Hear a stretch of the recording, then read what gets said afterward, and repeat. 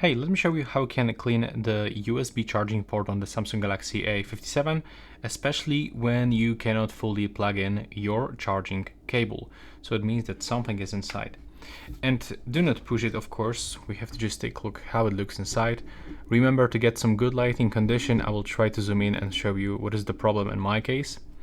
As you can see, we can already find that something is inside my port.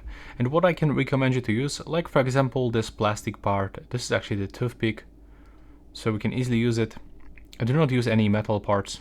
And remember to do this gently, because it can break something inside, and it will be bigger problem than the simple mess.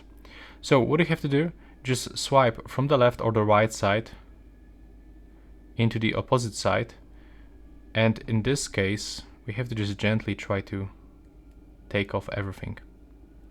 Remember to do this gently, as I told you. And after a few swipes, I believe we will be able to get rid of it. Yeah, there we go. And now I believe that's everything. You can blow in your USB port, but do not split into it, remember. It looks like everything is fine, and right now when I'm gonna plug it in, yeah, now all is Gucci. So that's how we can actually do this. I hope you find it useful.